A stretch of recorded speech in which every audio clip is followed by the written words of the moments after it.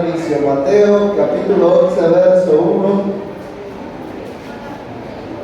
Mateo capítulo 11 verso 1.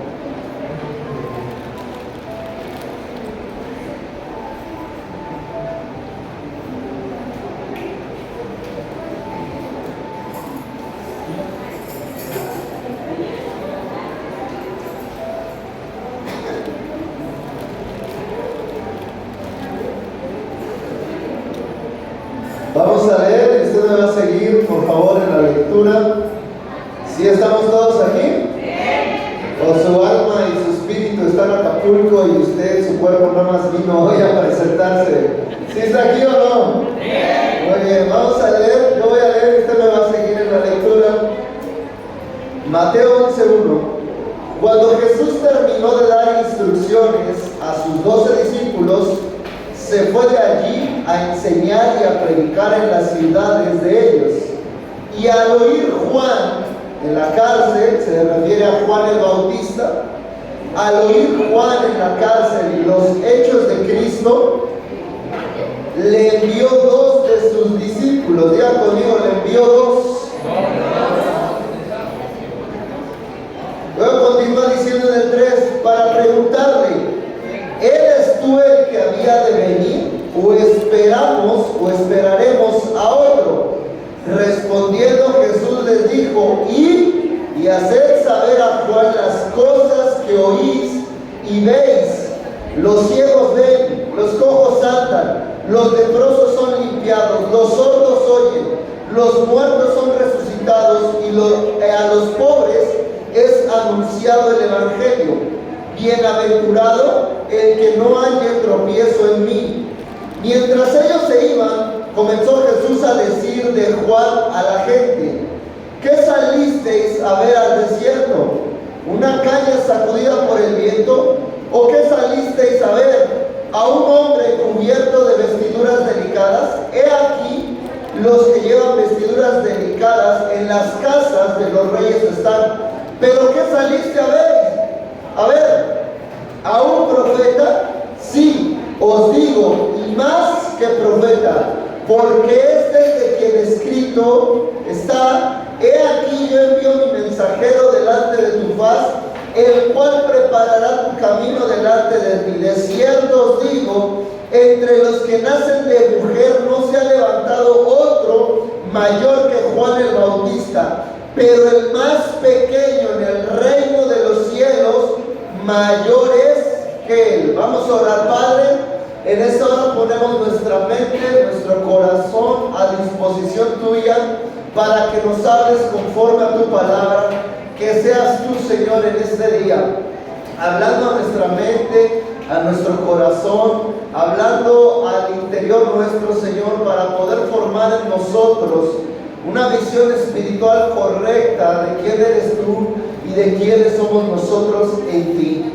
Señor, a ti te adoramos y te damos gracias por este maravilloso tiempo que nos has dado desde la mañana en la oración, la alabanza, el tiempo de convivencia entre hermanos y ahora, Señor, que hemos de recibir tu santa palabra. Señor, a ti te adoramos y te bendecimos, a ti sea la gloria y la honra en el nombre de Jesús. Amén. Denle un aplauso fuerte al Señor, hermano.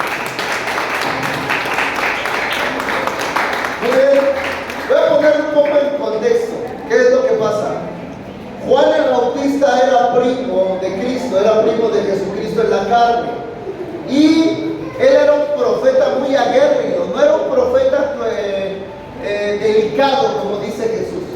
Él era un profeta fuerte, aguerrido. Tú tienes que entender que en la vida espiritual, y esta es una característica en general, cuando alguien tiene un ministerio profético, el ministerio profético solamente ve en 2 colores, y es muy tajante entre sí y no, entre blanco y negro. Y la característica de Juan el Bautista era esa.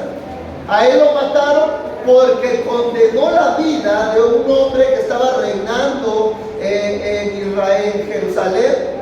Y entonces le dijo, lo que tú estás haciendo está mal, porque él se había casado con una mujer que no debía casarse. Y entonces esa claridad con la que Juan veía las cosas le llevó a ganarse muchos enemigos. Y por eso ese hombre decidió matar y pidieron la cabeza de Juan y se la dieron, mataron a Juan. Entonces, antes de eso, él estuvo en la cárcel, estuvo encarcelado. Y ahí es donde él escucha las cosas que Jesús empezaba a hacer en todas las provincias. Juan era sumamente, tenía el espíritu de la profecía, blanco, negro, ¿está bien o está mal? Y punto, no hay más. Cuando tú te encuentras un profeta en nuestro tiempo actual, solamente va a haber blanco y negro en ti. O sea, va a haber o estás bien o estás mal, y si estás bien te va a decir, y si estás mal te lo va a decir, y punto. Y es muy diferente al ministerio pastoral, porque el ministerio pastoral es más cálido, amoroso, flexible, o al menos eso dicen, no sé si ustedes sientan que es así, pero al menos esa es la gran diferencia. Ahora, viene y está encarcelado, y él manda a 2 discípulos a que consulten a Jesús. Juan ya tenía la revelación de quién era Cristo. Juan ya sabía quién era Jesús. En Juan capítulo 1 verso 29 dice: al día siguiente Juan vio que Jesús se le acercaba, está hablando de Juan el Bautista, y dijo: mire, el Cordero de Dios que quita el pecado del mundo. Él lo vio, espiritualmente lo vio que él era el Cordero que esperaba el pueblo, y entonces nos damos cuenta que él ya tenía la revelación de quién era Jesús en términos espirituales.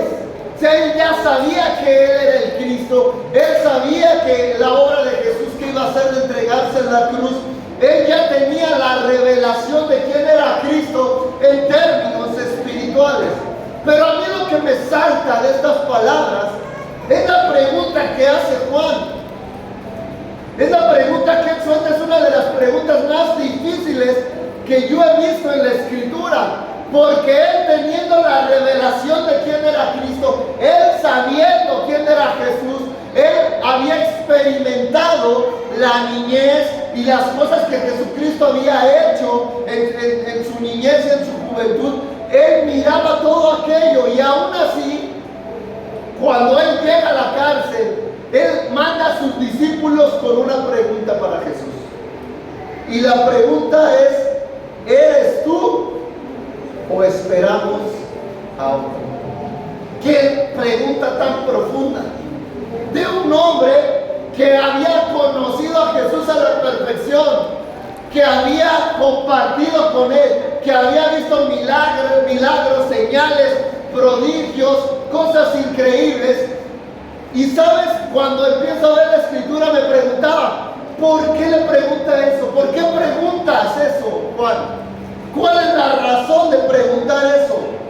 Esa pregunta saltó en mi espíritu, porque tal vez muchos de nosotros, aunque somos creyentes, estamos afirmados en la fe, estamos caminando o tratando de caminar con Dios, con la cultura del cielo, estamos tratando de apegarnos a la Biblia, estamos tratando de ser buenos creyentes, buenos hijos. Tal vez te pueda surgir una pregunta como la de Juan: ¿eres tú realmente el que estamos siguiendo, el verdadero, el que debemos? ¿O acaso hay algo más? Y de repente, cuando empiezo a ver, pregunto el motivo de la pregunta de Juan. ¿Por qué? ¿Acaso había perdido la fe? Y más adelante viene la respuesta: Juan no perdió la fe, perdió otra cosa. Juan no dejó de creer. Lo que Juan perdió fue la visión espiritual. Juan perdió aquello que se le había revelado momentáneamente. Y ahorita te lo voy a explicar. Juan no había perdido la fe, había perdido la visión de quién era Cristo. Porque él pregunta: ¿eres tú o debemos de esperar a otro? Entonces, él preguntaba porque tenía falta de visión espiritual.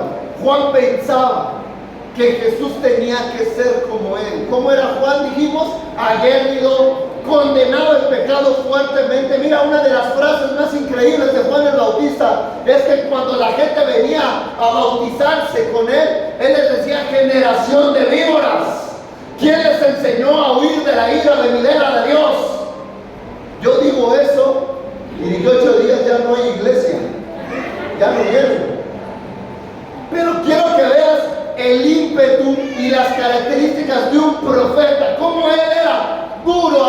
serio, fuerte, condenaba directamente. ¿Y sabes qué? Él esperaba que Jesús fuera igual que él. Y oh, sorpresa, cuando viene Jesús, Juan estaba condenando el pecado y Jesús viene y empieza a hablar del amor, del perdón, de la salvación, de la gracia. Y dice, no me hace sentido. O sea, yo estoy condenando el pecado y viene Jesús y él entonces empieza a cuestionarse. ¿Acaso eres tú o debemos esperar a otro? A otro. Porque él estaba esperando un hombre que viniera a juzgar a la nación de pecado y a liberarla. Mateo 11:3 dice, para preguntarle, ¿eres tú aquel que había de venir o esperamos a otro? ¿Eres tú? Y fíjate qué pregunta tan interesante. ¿Cuántas veces nosotros caminando con Dios no nos hemos preguntado si será esto la verdad? ¿Si será Dios real? ¿Si estaré en el camino correcto? ¿Si habré elegido bien? ¿Si es Jesús el camino que dice la Escritura que yo debo de seguir? Mira cómo pregunta Juan. Y por eso te digo que él no perdió la fe, porque él dice, ¿eres tú el que había de venir o habremos de esperar a otro? Es decir, la fe no se le murió en él. Él estaba todavía dispuesto a creer y a esperar a alguien más. Él estaba dispuesto todavía a seguir creyendo si es que hubiera tenido que venir alguien más. Pero no. La fe no se le había muerto. Lo que él perdió fue la visión de quién era Cristo y quién se le reveló a él. Porque dice la Escritura que cuando Juan termina de bautizar a Jesús, dice que se ve que una paloma desciende sobre Jesucristo. Y Juan fue testigo de eso. Él tenía la revelación de quién era Jesucristo. Pero esto nos da a entender mucho cómo funciona Dios en nuestra vida y cómo somos nosotros. Si a Juan, siendo una persona tan cercana de Jesús, se cuestionaba ese tipo de cosas, tal vez en nosotros hay algún tipo de cuestionamiento. ¿Por qué nos cuestionamos? ¿Por qué preguntamos? Vamos a hacer un ejercicio rápido. Al que está a un lado tuyo, hazle una pregunta sencilla. No le vayas a preguntar ¿por qué es quien es? Eso es muy filosófica. Algo sencillo. ¿Cuál es tu apellido? ¿Cuántos años tienes? ¿Qué color te gusta? Algo sencillo. Pregúntale algo sencillo.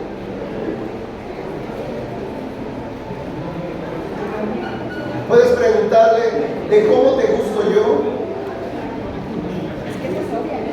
Pregunta algo sencillito, no le vayas a preguntar otra cosa de ¿qué hiciste el 15 de septiembre de 1932? No, eso no lo saben las mujeres. Las mujeres tienen buena memoria para eso. ¿Sale?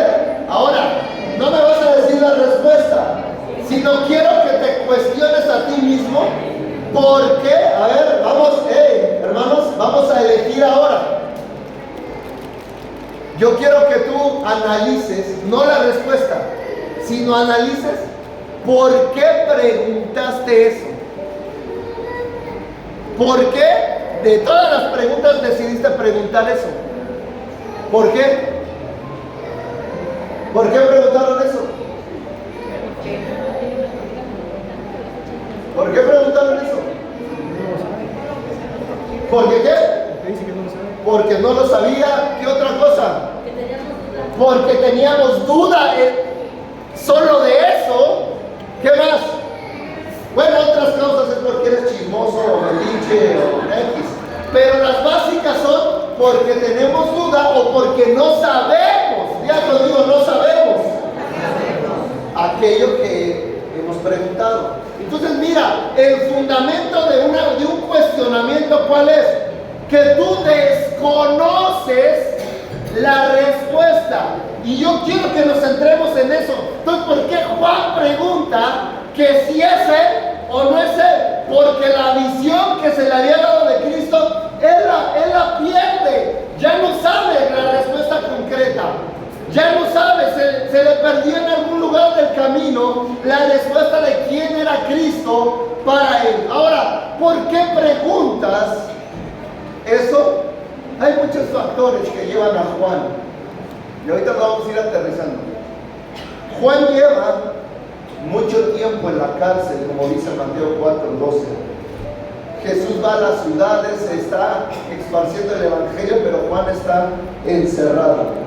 Juan ya había escuchado de las proezas de Jesús, pero en el encierro, diga conmigo, en el encierro, ¿qué puede significar el encierro para nosotros? ¿Qué hay? ¿Alguien alguna vez ha estado en la cárcel? No levante la mano. Pero ¿qué puede significar que alguien esté encarcelado, encerrado? Para nosotros humanamente, desesperación, angustia, tristeza, miedo, frustración, ansiedad, arrepentimiento. Yo cuando me ha tocado ir a ver a alguien en la cárcel, lloran porque se sienten arrepentidos. ¿Qué más? Ira, enojo, desconfianza. Hay una multitud de cosas que se esconden en un encarcelamiento. Ahora, ¿qué te quiero decir con esto? Juan estaba encarcelado. ¿Y sabes qué pasó? Porque Juan perdió la visión de quién era Cristo por la situación que él estaba pasando. Porque pesaba demasiado la situación. Ira, enojo, tristeza, amargura, ansiedad, en un solo lugar concentrados hicieron que perdiera el foco de en quién estaba confiando, que es Cristo. Y yo me pregunto, todas esas emociones, sentimientos, también se manifiestan fuera de la cárcel. Tenemos ansiedad, enojo, ira, tristeza, aunque no estemos encarcelados. Y tal vez no se nos juntan en un solo lugar, pero están dispersos en nuestra vida. ¿Qué quiero decirte con esto? Que muchas veces las situaciones que estamos atravesando pueden hacer que nuestra visión espiritual decaiga, que ya no tengamos la certeza de quién es Dios en nuestra vida, que empecemos poco a poco a dejar de confiar en Dios, que empecemos a minimizar las cosas de Dios y empecemos a hacerle más caso a la situación que estamos pasando. Yo te digo algo, no es que se trate de que tú, incluso no podemos abandonar las situaciones que pasamos. Problemas con los hijos, con la esposa, en el trabajo, con el vecino, con el del taxi, con el de la micro. No podemos solamente desaparecer y ya tenemos que confrontarlos, enfrentarlos. Pero, ¿qué es lo que te quiero decir? Esto va a ser más fácil si tú entiendes quién es Dios en tu vida. Eso hace la diferencia entre los que creen y los que no creen. Que haya algo poderoso en tu vida que es Dios y que te va a ayudar a que sea la diferencia en tu vida respecto a la vida de aquellos que no conocen a Dios. Claro que es una gran diferencia conocer a Dios. Entender, saber, tener la revelación de quién es Dios para nosotros. Y si te quieres dar una pequeña imagen de quién es Dios para nosotros, es muy sencilla. Pregúntate si tú pudieras entregar a tu hijo para que otros se salvaran. Y te aseguro que la respuesta va a ser no. Ni por muy espiritual que seas, ni por muy cristiano que te digas, la respuesta contundente sería no. Porque solamente eso lo pudo hacer Dios a través de Jesús. Solamente Él.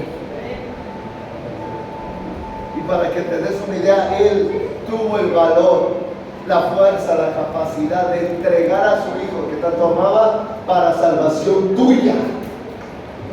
Empieza a dimensionar cuál es el amor de Dios ahí. En algo que ni siquiera nosotros podemos igualar ni podemos hacer. No lo podemos hacer, por mucho que queramos. Entonces, a veces lo que viene con todas las situaciones que vivimos es nuestro razonamiento humano y lógico. Y a veces nos queremos creer, sentir como Dios, querer tener el control de todas las cosas. Y yo te digo, no es malo que tú puedas hacer lo que esté en tus manos, pero tienes que entender que hay un punto en donde tú ya no puedes hacer nada. Tú tienes que entender que hay un punto en donde tu capacidad humana ya no te va a dar. Y justo donde termina tu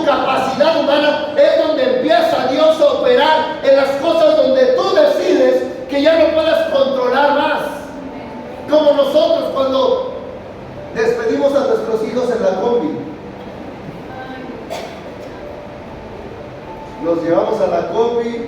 Señor, guarda a este pelado, llévalo con bien, tráelo con bien y lo que quieras. Y ya, subiéndose a la combi, ¿qué crees? Se acabó tu poderío humano. Ya lo que sigue depende de Dios y de la conducta de ese joven o de ese niño. Aunque tú tengas el control de muchas cosas, pero hay un punto en donde tú ya no vas a poder controlar ni hacer cosas. Entonces es donde Dios empieza a operar a través de tu fe, de que tú creas, de que tú te sostengas. A veces nuestro razonamiento humano nos hace creer que podemos igualarnos a Dios y tener el control de todas las cosas, y no es así. No es así. Tú vas a llegar, y si no lo has hecho todavía, vas a llegar a un punto en donde tú vas a caer en cuenta de que, bueno, yo de aquí para allá ya no voy a poder hacer nada. Ahí ya le va a tocar a mi fe en Cristo que esté operando para creer que las cosas van a salir conforme a su voluntad y no conforme a lo que yo puedo controlar, porque hay un punto donde yo ya no puedo controlar más. ¿Estás conmigo? ¿Estás conmigo? Tú puedes ir manejando un vehículo y ser muy obediente a las señales, manejarte correctamente, pero si viene un loco borracho que choca contigo, eso tú no lo puedes controlar. Entonces ahí, aunque seas el mejor conductor, tú estás expenso a que te pase algo, porque lo demás no depende de ti, pero sí depende de quién, de Dios en tu vida. Entonces tú vas a llegar a un punto de decir, bueno, yo voy a hacer las cosas que a mí me competen de la forma mejor que yo pueda hacer, pero también tengo que entender que hay una línea en donde mi fe tiene que actuar, porque yo ya no puedo controlar. Yo puedo ser el mejor conductor, pero eso solamente va a minimizar el riesgo de que algo me pase, pero no lo va a quitar. Eso ya va a depender de las situaciones que hay alrededor, de las cuales tiene control Dios, pero yo no. Y ahí es donde empieza a operar la fe. Que entiendas quién es Cristo en ti, que entiendas la revelación de Dios en ti, que entiendas que aunque tú quieras, tú no puedes tener el dominio de todas las cosas. Pero a veces nuestro razonamiento humano nubla la visión de quién es Dios en nosotros, porque decimos, es que yo lo puedo cuidar, yo puedo hacer esto, yo puedo hacer sí, pero tienes que entender que hay un punto donde tú ya no vas a poder. Hoy puedes venir a la iglesia por tu propio pie, tal vez dice la Biblia, el día de mañana alguien te va a llevar a donde Él quiera y tú no vas a poder decir si sí o si no, porque ya vas a estar chochito. O sea, esas fuerzas que tú tienes hoy, un día se te van a acabar, un día se van a ir, y entonces, aunque tú quieras, no vas a poder tener el control de todo. Un día vas a dejar de controlar, y muchas cosas hoy en día tú tienes que ceder el control total a Dios, porque aunque tú tengas cierta autoridad, control, potestad, dominio, hay cosas que no vas a poder controlar. Pero si tú entiendes que es Dios en tu vida haciendo las cosas van a ser muy diferentes en tu perspectiva. Juan lo que perdió no era la fe, era la visión de quién era Dios en él, lo que él había visto. Y él dice, todavía estoy dispuesto a esperar si viene otro, estoy dispuesto a creer si viene otro. O sea, la fe ahí estaba. El asunto es que se le había olvidado la visión de quién era Dios en él, de lo que vio, cómo descendió el Espíritu sobre Cristo, de cómo él había visto cosas sobrenaturales en la niñez, en la juventud de Jesucristo, porque era su primo, se conocían. Diga conmigo, las circunstancias le hicieron perder la visión. ¿Qué es entonces lo que quería Juan? Pues que hubiera otro como él y todavía más aguerrido. Juan estaba turbado en la cárcel, con desesperación a flor de piel. Imagínate, el que viene a libertar al pueblo no lo libera a él de la cárcel. El que viene a salvar a todos no lo salva a él de morir. No solo su familiar, sino su amigo, su precursor, profeta, compañero de milicia. ¿Cómo nos iba a preguntar si era él? Si la situación lo estaba bombardeando de cosas que hicieron que perdiera la visión. Y yo quiero que entiendas esto. Nuestra vida es tan ajetreada que a veces en medio de nuestra vida empezamos a perder la visión de quién es Dios en nosotros. Ay, es que el trabajo ya no me dejó llegar el domingo. Ay, es que el trabajo ya no me dejó conectarme el martes. Hoy es que el trabajo, hoy es que el compromiso con el compadre, hoy es que... Y empiezas a poco a dejar y empiezas a perder la visión de quién es Dios en tu vida. El cual debería de ser que es algo esencial, vital para nosotros. Dice la Biblia, si alguno ha conocido a Dios y se aleja, mejor hubiera sido no haberlo conocido nunca, porque va a acarrear para él maldición. Por eso hay gente que viene al cristianismo y se regresa a cualquier otra cosa o a ninguna cosa y ya las cosas no funcionan igual. Ya no le sale igual lo mismo, ya los negocios no fluyen igual, ya las cosas ya no son para nada igual. ¿Por qué? Porque fueron tocados por Dios. Y yo, déjame decirte algo, cuando Dios toca tu vida, chiquito, ya eres de Él. Ya. O sea, tú ya estás marcado con el Espíritu. Y aunque te quieras sentir que no eres, sí eres del Rey, porque has sido marcado. Y aunque te pongas en tu plan, macho mexicano, macho alfa, lomo plateado, barba de leñador y lo que quieras, tú eres de Cristo. Porque Él te selló con su Espíritu Santo. No, pastor, yo nunca me dejé sellar de nada. Pues si tú has sentido la presencia de Dios, has recibido a Cristo en tu corazón, tú ya eres de Él. Tú ya eres de Él. Dile al que está a un lado tuyo, tú ya eres. Y si Él dice que no, dice en el nombre de Jesús, te lo confirmo, tú eres del Señor. Qué cosa tan increíble tener pertenencia en Dios. Yo debo preguntar algo. ¿Tus hijos son pertenencia tuya? Prestados. ¿Son prestados de quién? De Dios. ¿Y tú eres de Dios? ¿Quién es el más interesado en que estés bien? Dios.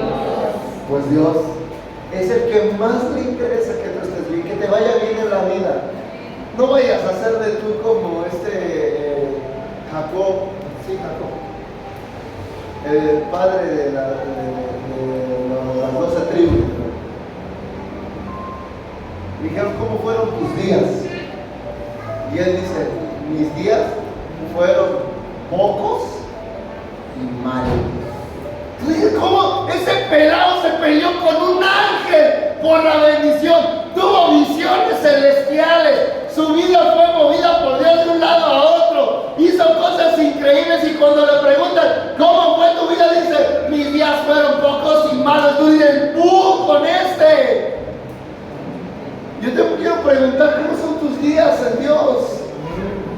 Y algunos ya empezaron a ver pastor, si yo le contara. Por eso la gente no quiere creer en Cristo, por esos testimonios, todos pinchurrientos que tienes. Pastor, es que a mí me va bien mal y me duele todo y no me alcanza. Imagínate, tú estás ganando una persona para Cristo y le dices, no, en mi iglesia son bien chismosos. Las hermanas que atienden en la tienda y en el talento, ni les digas nada porque se arrebatan. Tú vas a decir, yo no quiero ir a una iglesia y menos a la tuya. Ya lo digo, hay. Cualquier parecido con la realidad es mera coincidencia. En otras iglesias. ¿Sale? Entonces, mira, las circunstancias que vivimos todos los días pueden hacer que nuestra visión espiritual de quién es Cristo se pierda. ¿De quién es? ¿De qué puede hacer en nosotros? ¿Para qué nos rescató? Tú sabes que tú estás aquí sentado el día de hoy porque Dios te rescató de una muerte eterna. Pero no te rescató nada más para que vengas a calentar esa silla. Te rescató para que te pongas a trabajar en un propósito. Ayer que, miren, yo de repente me pavoneo como pastor cuando dice, no, qué bonito trabajan sus varones. Y yo dije, amén, gloria al Señor. A eso vinieron, a trabajar, a cumplir el propósito, a servir a esta generación, a trabajar, a ser parte de la obra de Dios. Yo digo, gracias a Dios que los puso ahí para servir y que estén ahí. Ayer nos contaban un testimonio, el pastor Joel nos contaba un testimonio, que él venía de una iglesia que era bastante rígida respecto a su doctrina. Dice, y yo llego con el pastor Raúl, y después los veo ustedes en su iglesia, y luego veo al hermano Coque. No sé si alguien lo ha visto, pero él su oficio es de payasito.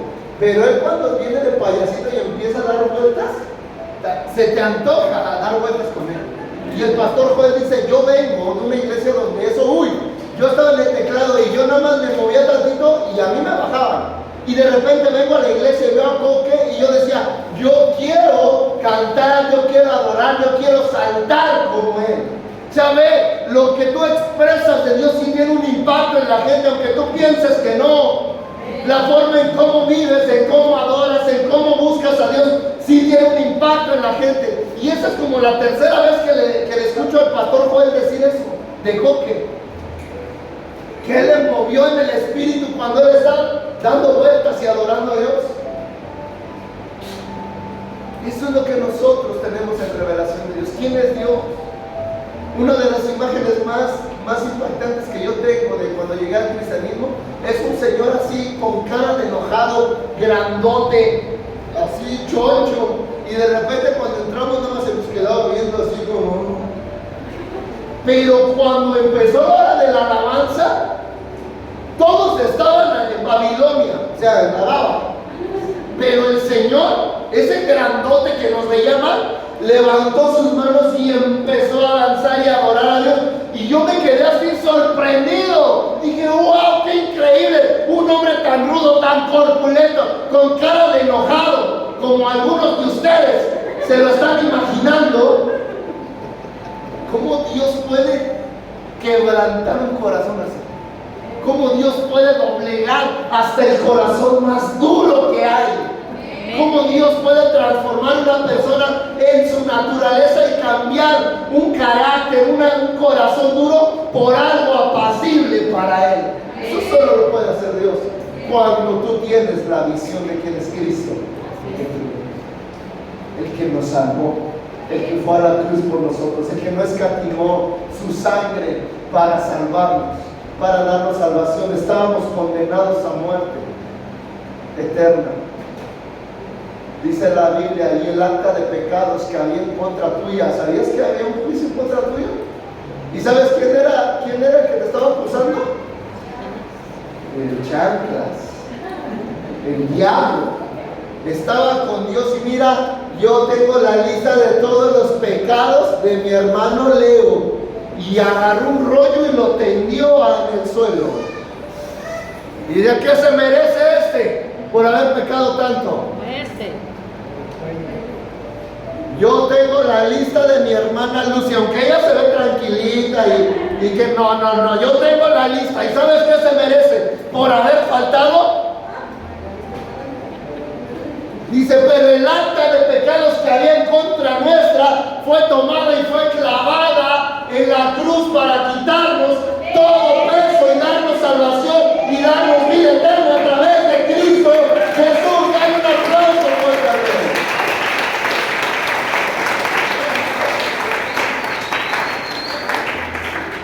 Bueno, te voy a decir lo que viene, saca más de onda.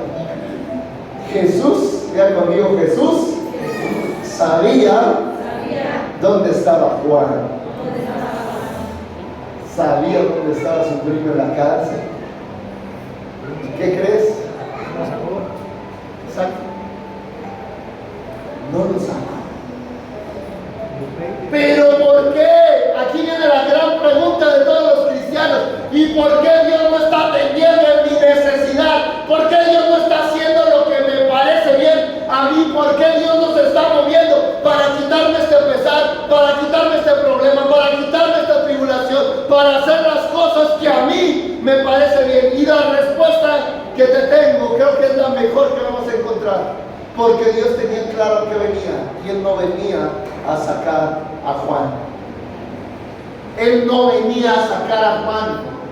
Él venía a cumplir un propósito en la cruz. Él tenía claro quién era y hacia dónde iba. Y cuando Pedro viene y le dice: maestro, no vayas a la cruz, aléjate de mí, Satanás, porque yo tengo que ir.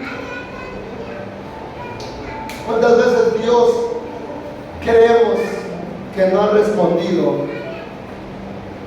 porque nos hemos portado mal, porque no estamos bien? Y yo sé que hay creyentes que cuando les va mal vienen a la iglesia y hasta se arrodillan: Padre, si tú me permites esto, yo te prometo que nunca voy a volver a faltar un domingo a la iglesia, pero Dios, por favor. Y Dios tiene misericordia. Y de repente te da una ayuda. Pasa un mes bien, y un mes más una semana no vienes o no vas a buscar a Dios. Y ese mismo creyente llega y esa semana le empieza a ir mal y llega: Señor, ahora sí, si tú permites esto, yo te prometo que ahora sí no voy a faltar nunca. Es más, voy a ir con el pastor y le voy a decir que yo no voy a faltar nunca. Es decir, me estoy comprometiendo más todavía. Viene otro mesecito, un mes más una semana, vuelve a faltar, le empieza a ir mal, y ahora viene otra vez llorando, arrastrándose: Señor, soy yo de nuevo, ahora sí. O sea, las otras dos fueron de prueba, pero esta es la buena señal. Esta es la que me va a cambiar todo. Hemos perdido la revelación de quién es Dios.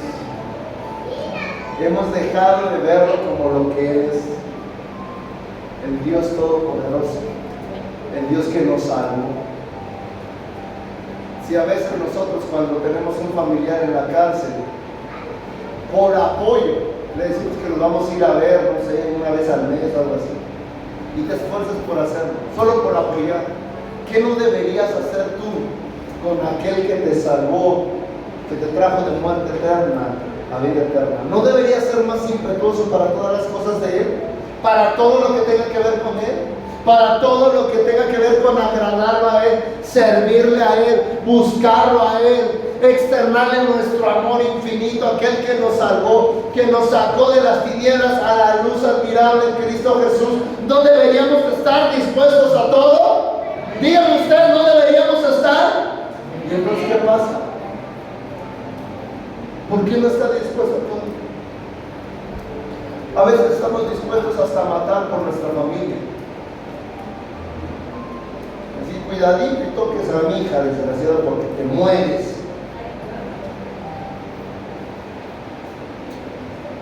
Y por Cristo a veces nos falta disposición, entonces, porque no entendemos la revelación de quién es Cristo en nosotros, el que nos salvó, el que te ha permitido que hayas llegado hasta donde estás hoy. Porque si Dios quisiera, tú no hubieras amanecido ni hoy, ni ayer, ni hace 5 años, ni hace 10 años, ni hace 20 años, si tú no existieras hoy, no tuvieras hijos, no tuvieras nietos, no tuvieras familia, si Dios no hubiera querido.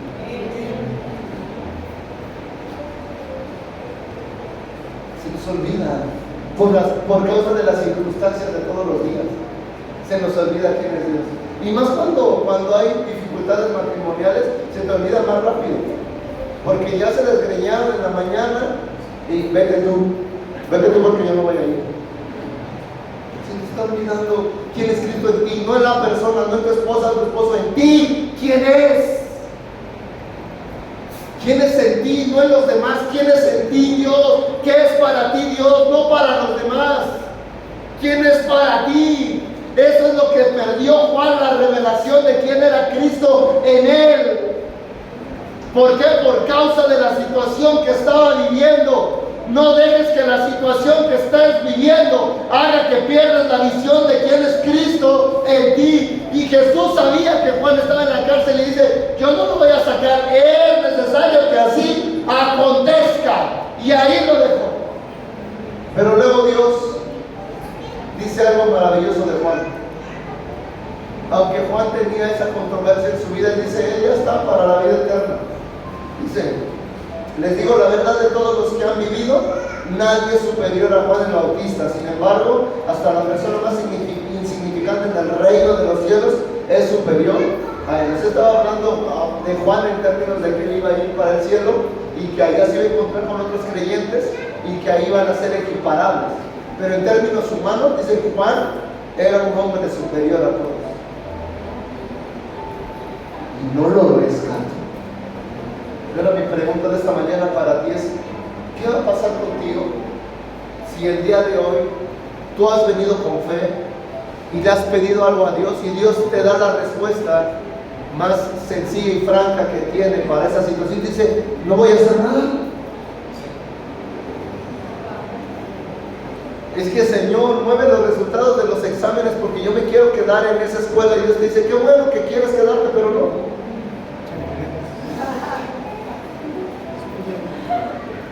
Ahí es donde se ve cuál es la revelación que tú tienes de Dios.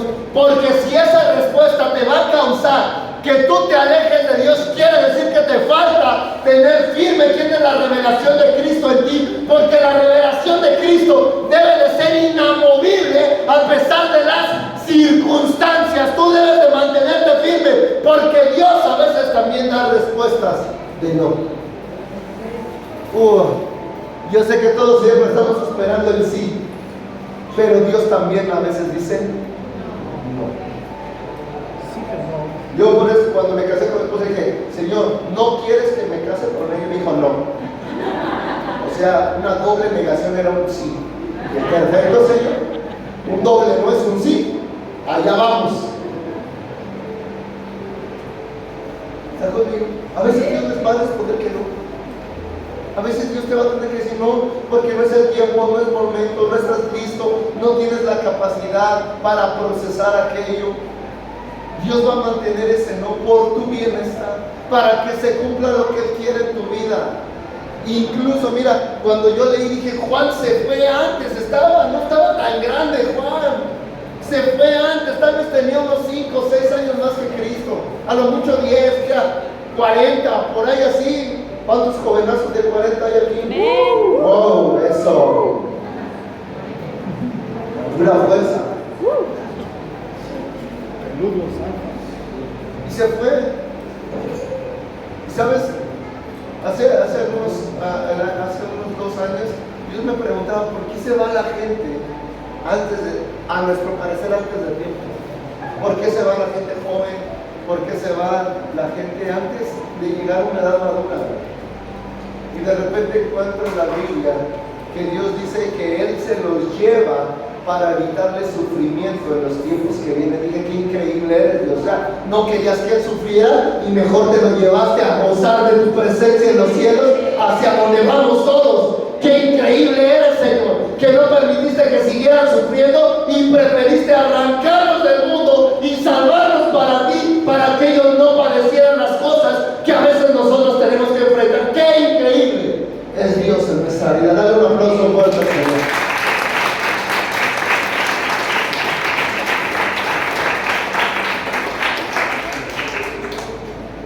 Bueno, después de esta introducción, punto 1.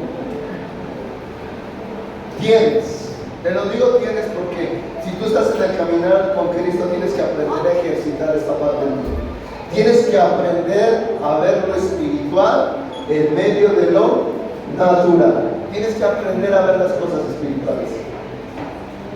Si tú tienes a Dios, tú tienes a Cristo, tú vas a empezar a ver las cosas de una forma espiritual, diferente a lo natural. Mira, yo he sabido de casos de personas que se sienten mal, andan con dolores en el cuerpo y han ido al médico, se han checado, se han revisado todo y les dice el médico, es que Tú no tienes nada, al menos nada físico. Tú no tienes nada físico, tú no tienes un problema físico. Y entonces caen en cuenta que su problema no es físico, es espiritual. Y aunque te parezca raro en medio de lo que vemos físicamente, las cosas espirituales se están moviendo y están ahí. Tú tienes que aprender a ver las cosas espirituales. ¿Por qué? Porque tienes el Espíritu de Dios en ti, tienes a Cristo en ti. Tú puedes empezar a ejercitar las cosas espirituales. Si solo te guías por lo humano, tú siendo una persona espiritual porque tienes a Dios, si tú solamente te guías por lo humano e ignoras lo espiritual, seguramente vas a errar en bastantes cosas. Porque tú ya no puedes vivir una vida natural siendo espiritual. Tú tienes que aprender a vivir una vida espiritual, no espirituoide, espiritual. ¿Cómo es espiritual? Dejándonos guiar por el Espíritu, haciéndole caso al Espíritu de Dios. Esto es un choque. Mira, yo cuando estaba en la universidad, yo me convertí al cristianismo y en mi cabeza había un montón de preguntas que me hacían dudar de Dios. ¿Por qué? Porque nos instruían en que de dónde venimos, del Homo sapiens, cómo se formó el universo y un montón de preguntas. Y de repente me hacían contra respecto a la fe. Me hacían un choque. Dice yo, no cuaja con lo que he aprendido toda la vida. Y cuando empiezas a cuestionar ese tipo de cosas, también te das cuenta que nadie tiene la verdad absoluta de nada más que Dios.